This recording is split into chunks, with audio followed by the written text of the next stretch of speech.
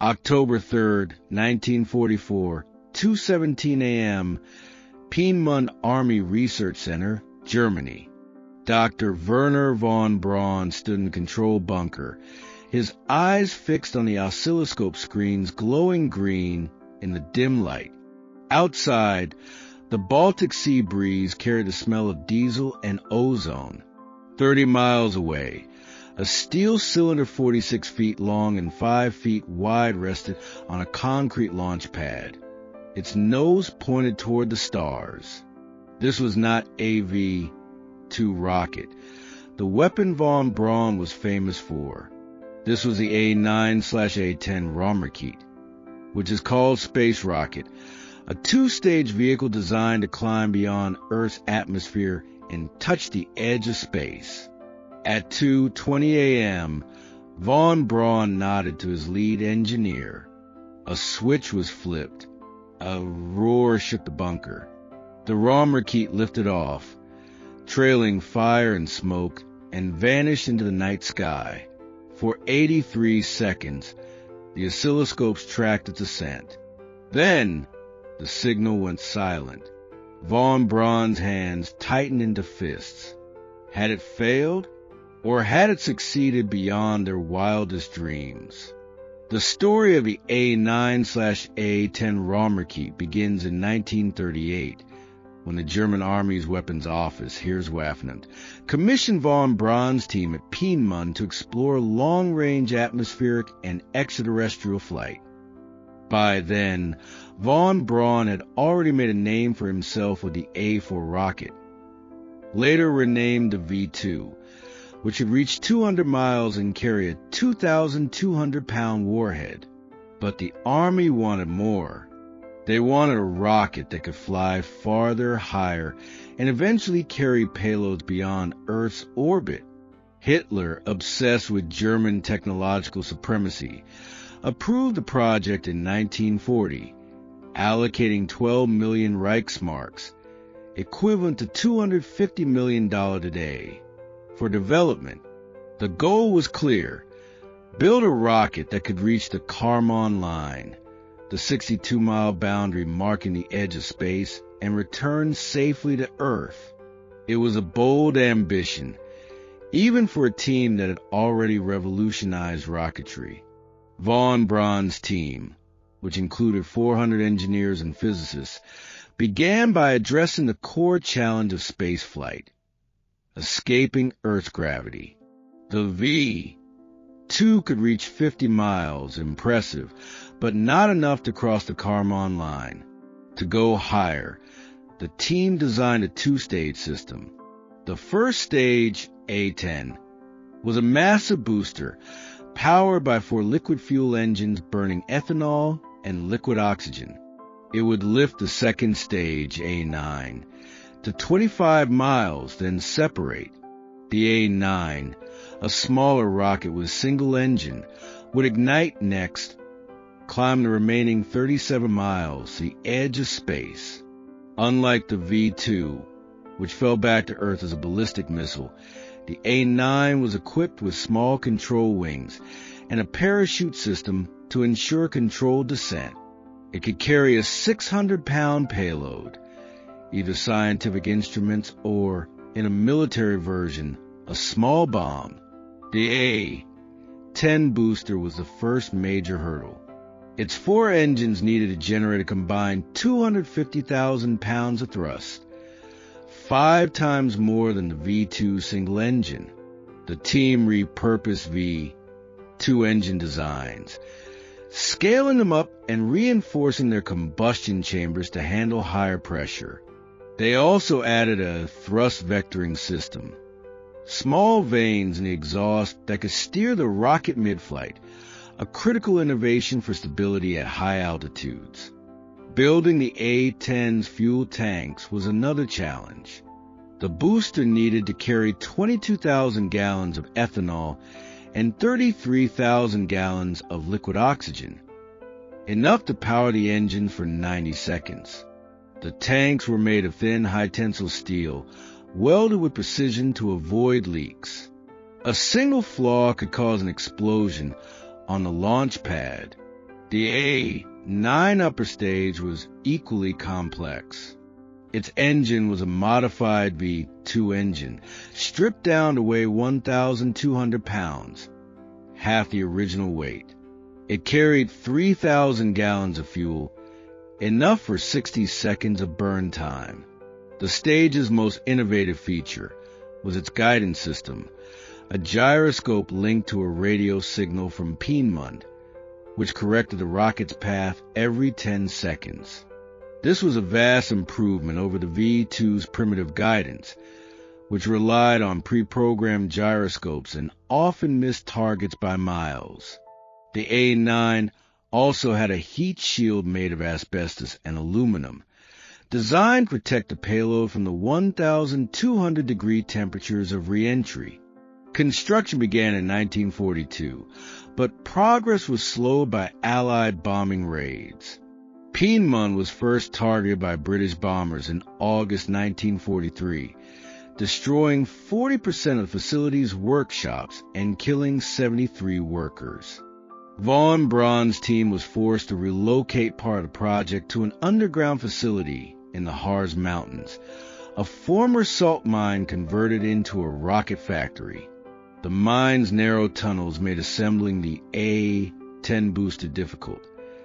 Workers had to build a rocket in sections and weld them together underground. Slave labor from the nearby Dora-Mittelbau concentration camp was used to dig the tunnels and transport components. Conditions were horrific. Prisoners worked 12-hour shifts without proper ventilation, and an estimated 20,000 died from exhaustion, disease, or execution. Von Braun later claimed he was unaware of the camp's atrocities, but surviving documents show he approved requests for additional labor from Dora-Mittelbau. By early 1944, the first prototype A-9/10 was ready for testing. The team conducted ground tests of the A-10's engines in March 1944, firing them for 30 seconds to check thrust and stability. The results were promising. The engines generated 245,000 pounds of thrust, close to the target 250,000. In June 1944, they tested the A-9's reentry system, dropping a mock-up from a Heinkel He-111 bomber at 30,000 feet. The heat shield worked and the parachute deployed successfully, but there were setbacks. A test firing of the A-10 in July 1944 ended in disaster. One engine failed 15 seconds into the burn, causing the booster to tip over and explode. The blast destroyed the launch pad and injured 3 engineers. Von Braun's superiors in the Army grew impatient. With the war turning against Germany, they pressured him to abandon the Raumrakete and focus on V2 production. But von Braun refused. He believed the Raumrakete was the future of German rocketry, a legacy that would outlast the war. The first full launch attempt came on October 3rd, 1944, the night von Braun watched from the Piedmont bunker. The Raumrakete lifted off at 2:20 a.m., its A-10 booster firing perfectly. The oscilloscopes tracked its ascent.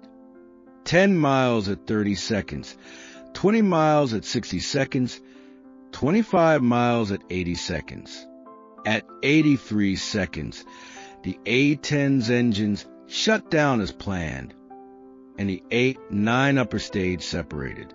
For a moment, the signal was lost. Then it reappeared, showing the A-9's engine igniting. The rocket climbed higher, 30 miles, 40 miles, 50 miles. At 110 seconds after launch, the A-9 reached 62 miles, the Kármán line. It had touched the edge of space. The oscilloscopes showed the rocket's altitude peaking at 65 miles before gravity pulled it back toward Earth. Then, at 180 seconds, the signal cut out. The team waited, hearts racing. Had the A-9 disintegrated during re-entry, or had it crashed into the Baltic Sea, beyond the range of Peenemund's tracking stations? 2 days later, a German Navy patrol boat found debris floating 70 miles off the coast of Denmark. Pieces of the A-9's heat shield, a fragment of its payload bay, and a small metal plate engraved with the date October 3rd, 44, and the words Raumrakete E9/10. There was no sign of the payload, a set of scientific instruments designed to measure temperature and radiation in the upper atmosphere. But the debris confirmed the rocket had reached space and re-entered the atmosphere. Von Braun's team had done it.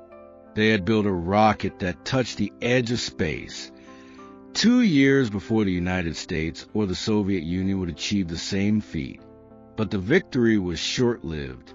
The Army, now focused on defending Germany from the advancing Allies, cut funding for the Raumrakete in November 1944. Von Braun was ordered to destroy all plans and prototypes to prevent them from falling into enemy hands.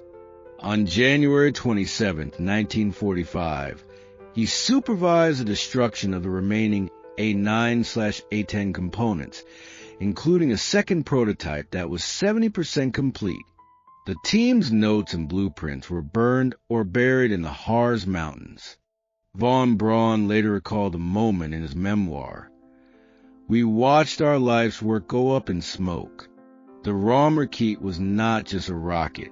It was a dream of reaching the stars. And now it was gone." The Allies remained unaware of the Raumrakete project until after the war. In May 1945, American troops captured Peenemund and the Harz Mountain facility. They found fragments of the A-10 booster and interviewed Von Braun and his engineers. Initially, Von Braun downplayed the Raumrakete, focusing instead on his work on the V-2. He feared prosecution for his role in using slave labor at Dora Mittelbau, and he believed emphasizing the V-2, an operational weapon, would make it more valuable to the Americans. It was only in 1960, when declassified Army documents were released, that the full story of the A9/A10 emerged. The documents included test logs, launch reports, and a single surviving photograph of the October 3rd prototype on its launch pad. If you found this interesting, give a thumbs up to show your support. Drop a wonderful in the comments to let me know you're still with me. Stick around till the end, because I reveal 3 mind-blowing facts you won't want to miss. Haven't followed yet? Hit that follow button so you won't miss our next deep dive. Trust me, the best is yet to come. The Raumrakete's technical achievements were remarkable for their time. Its 2-stage design became the blueprint for all future space rockets, from the American Saturn V to the Soviet Soyuz. Its thrust vectoring system is still used in modern rockets to maintain stability. Its heat shield, though primitive by today's standards, demonstrated the feasibility of re-entry, a critical step toward human spaceflight. And its guidance system, which used radio signals to correct course, paved the way for the precision navigation needed for satellite launches. But the Raumrakete's legacy is stained by its connection to the Nazi regime. The project relied on slave labor, and its funding came from a government responsible for the murder of millions. Von Braun, who later became a hero in the United States for leading the Apollo program, never fully acknowledged his role in the Raumrakete's dark origins. In interviews, he focused on the technical innovation, not the human cost. This contradiction between the rocket's scientific breakthroughs and the atrocities that made it possible has shaped how historians view the project.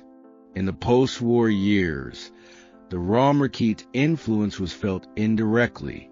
Von Braun and 118 of his engineers were brought to the United States under Operation Paperclip, a program that recruited German scientists to work on Cold War weapons and space projects. Von Braun's team played a key role in developing the Redstone rocket, which launched the first American satellite, Explorer 1, in 1958, and the Saturn V, which took astronauts to the moon in 1969. Many of the concepts from the Raumrakete, two-stage design, thrust vectoring, radio guidance, were incorporated into these projects. Von Braun later admitted that the Raumrakete had been a testbed for the ideas that would take us to the moon. The Soviet Union also benefited from the Raumrakete's legacy. In 1946, Soviet intelligence agents recovered fragments of the A9/A10 from the Harz Mountains and interviewed captured German engineers. They used this information to develop their own two-stage rocket, the R-7, which launched the first satellite, Sputnik 1, in 1957, and the first human, Yuri Gagarin, in 1961. The R-7's heat shield and guidance system bore striking similarities to the Raumrakete's design, a fact confirmed by Soviet engineers in the 1990s after the fall of the Berlin Wall. Today, the Raumrakete is largely forgotten by the general public. Most history books focus on the V-2 as Nazi Germany's only major rocket project. But among aerospace engineers and historians, it is recognized as a pivotal moment in space exploration. A small exhibit at the Piedmont Historical Technical Museum displays the fragments of the October 3rd prototype, including a piece of the A9's heat shield. The museum's curator, Dr. Hans-Joachim Petzold, describes the Raumrakete as the missing link between the V-2 and modern space rockets. It was the first time anyone built a vehicle that could reach space and survive re-entry. That's a feat we shouldn't forget. The Raumrakete story also raises important questions about the ethics of scientific research. Can a technological breakthrough be celebrated when it was built by slave labor and funded by a genocidal regime? Von Braun's defenders argue that his work advanced space exploration, which has benefited humanity in countless ways, from weather satellites to GPS. His critics counter that this progress cannot erase the suffering of the Dora Middlebaugh prisoners. The debate is ongoing, but one thing is clear. The Raumrakete's legacy is a mix of triumph and tragedy. For von Braun, the Raumrakete remained a personal regret. In a 1972 interview, shortly before his death from pancreatic cancer, he said, "The V-2 was a weapon of war. The Raumrakete was a weapon of the future, a tool to explore the stars. If we had had more time, more resources, we could have done so much more. But the war ended and the dream died.